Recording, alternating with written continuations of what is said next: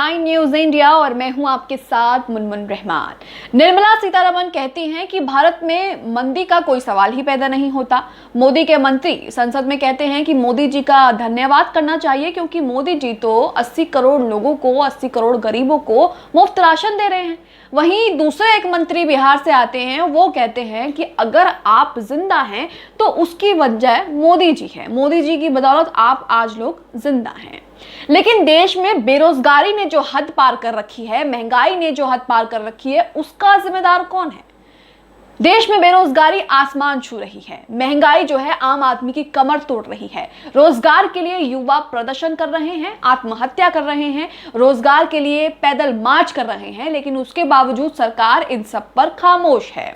दोस्तों, रोजगार के लिए पैदल मार्च करने वाली लड़कियों को पुलिस अधिकारियों ने थप्पड़ मारे, जबरन लड़कियों को बसों में ठूसा और अब बताया जा रहा है कि उनमें से कुछ लड़कियां जो हैं, तकरीबन 6 से 7 लड़कियां जो हैं, वो अब गायब बताई जा रही हैं। ये लड़कियां एसएससी जीडी की छात्रा हैं और इनका आरोप है कि अभी तक इनकी ज्वाइनिंग नहीं हुई है, बल्कि इन्होंने जो है सारे चरण पास कर लिए, मेडिकल और जितने भी चरण होते हैं एसएससी जीडी पास करने के बाद सारे पास कर लिए, लेकिन उसके बावजूद इन्हें ज्वाइनिंग लेटर नहीं मिला है। अब आप खुद सोचिए कि इसका जिम्मेदार कौन है? सरकार इस पर बात नहीं करती। लगातार एसएससी जीडी के छात्र छात्राएं प्रदर्शन कर रही हैं, तकरीबन 2 से 2.5 साल हो गए इनको न्याय मांगते मांगते, लेकिन उसके बावजूद इनकी सुनी नहीं जा रही है और उल्टा पुलिस अधिकारी जो जिस तरीके से इनके साथ पेश आते हैं वो बेहद निंदनीय है। मैं आपको दैनिक भास्कर की खबर बताती हूँ, अपनी स्क्रीन पर देखिए आप। दैनिक भास्कर की खबर है ये। खबर की हेडलाइन पढ़िए पहले आप। नागपुर से दिल्ली निकली लड़कियों को उठा ले गई पुलिस, अधिकारियों ने मारे थप्पड़, 6 साथी गायब, नौकरी के लिए कर रहे हैं पैदल मार्च। नौकरी के लिए आम आदमी जो गरीब का बच्चा है वो किस किस हद से किस किस तरीके से गुजर रहा है ये आप खुद देखिए। जिस तरीके से ये सरकार कहती है कि मंदी का तो कोई सवाल ही नहीं उठता, यहाँ बेरोजगारी नहीं है, हमने तो महंगाई बहुत कम कर दी है, तो जिस तरीके से जिस बेशर्मी से झूठ बोलती है ये सरकार, अब आप ये खबर देख के खुद पता लगाइए कि किस तरीके से रोजगार के लिए, एक नौकरी के लिए कितना स्ट्रगल जो है करना पड़ रहा है। हम आपको खबर आगे पढ़कर सुनाते हैं। खबर में क्या लिखा है? खबर में लिखा है एसएससी जीडी 2018 के तहत पैरा मेडिकल फोर्सेस के लिए लिखित, फिजिकल और मेडिकल टेस्ट पास कर चुकी 35 लड़कियां समेत 160 अभ्यर्थी नियुक्ति पत्र की मांग को लेकर 62 दिन से पद यात्रा पर है, यानी कि पैदल मार्च कर रहे हैं। हमने आपको बताया कि जो 2018 के जो ये छात्र हैं, 2018 का ये बैच है एसएससी जीडी का, इन्होंने जो है लिखित पास कर लिया है, फिजिकल पास कर लिया है, मेडिकल पास कर लिया है। 3 चरण होते हैं एक नौकरी के लिए, लेकिन उसके बावजूद इनको ज्वाइनिंग लेटर नहीं मिला है, ज्वाइनिंग अभी तक नहीं हुई है, जिसको लेकर के सारा विरोध है। खबर में आगे लिखा है जंगल, पहाड़, कड़ी धूप, बारिश, पथरीला रास्ता और प्रशासन की बदसलूकी जैसी तमाम परेशानियां सहते हुए ये बेरोजगार 27 जुलाई को हरियाणा के पलवल पहुंचे, जहां पहले 3 दिन तक रोककर पुलिस ने परेशान किया।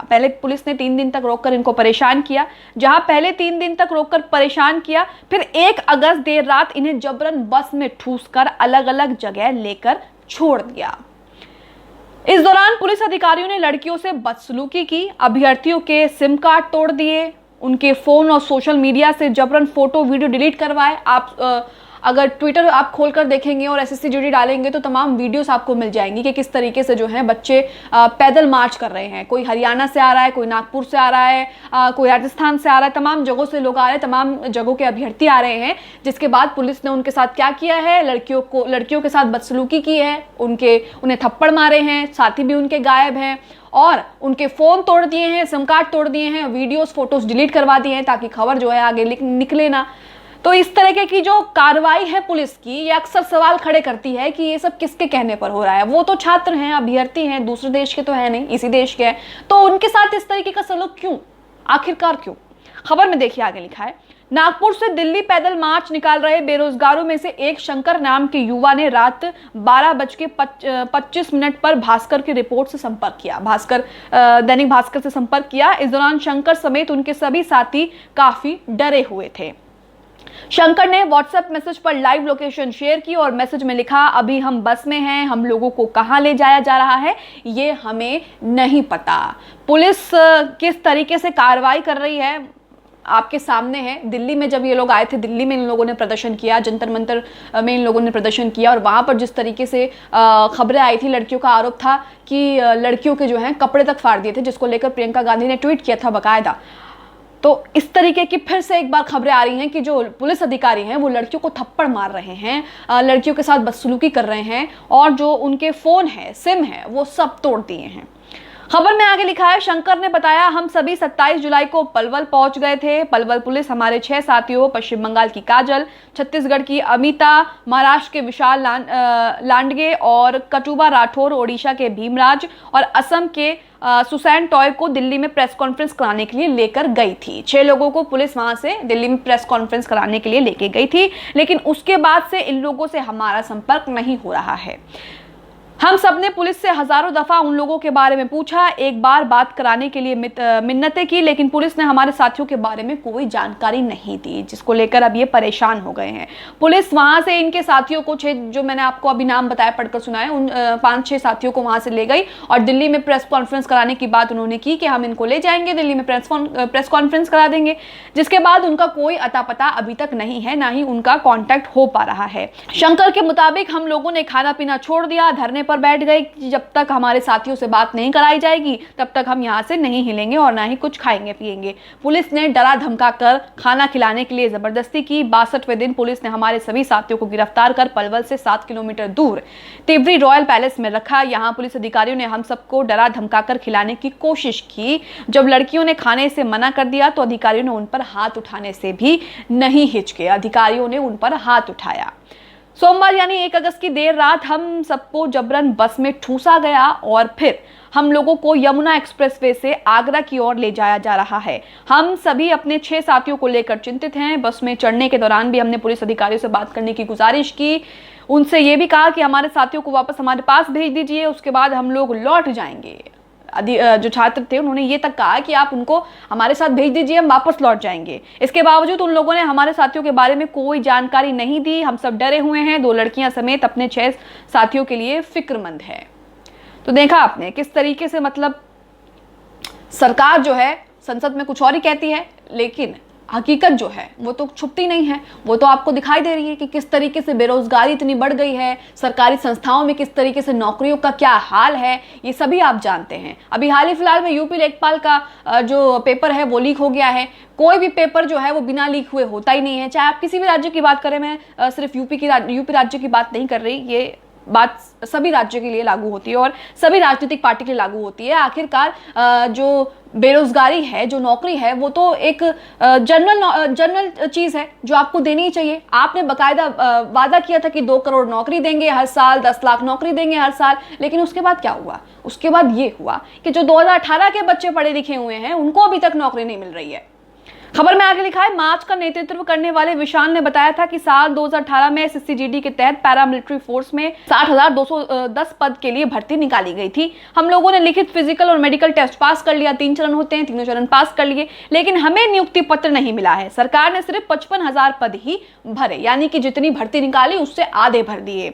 इसको लेकर फरवरी 2021 से हम लोगों ने दिल्ली में प्रदर्शन शुरू किया। हम लोग प्रधानमंत्री नरेंद्र मोदी और गृह मंत्री अमित शाह से मिलना चाहते हैं, लेकिन उनसे मिलने का टाइम नहीं मिला। हमारे साथ ही दिल्ली में सभी सांसदों के दफ्तर गए और वहां जाकर मदद की गुहार लगाई।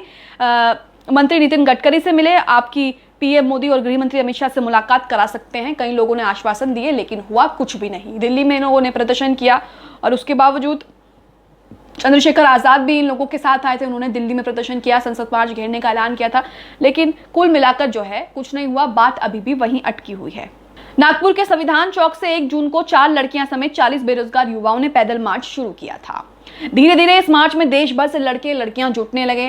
काफी वीडियोस इसकी वायरल हुई, तमाम न्यूज चैनल ने इसको कवर किया था।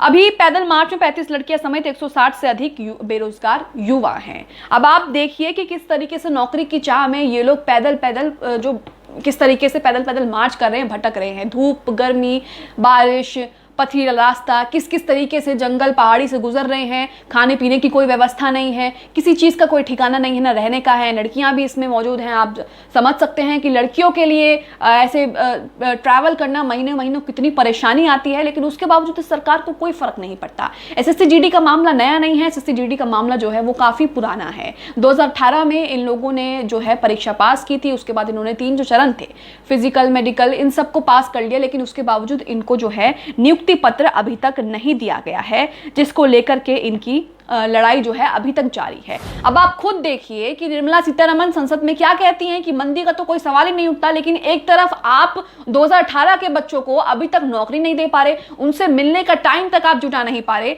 तो आप किस तरीके से देश को विश्व गुरु बनाएंगे?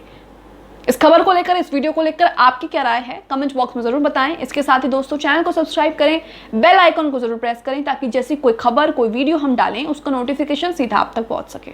इस खबर को अभी लाइक करें, शेयर करें, अभी चैनल को सब्सक्राइब करें और घंटी जरूर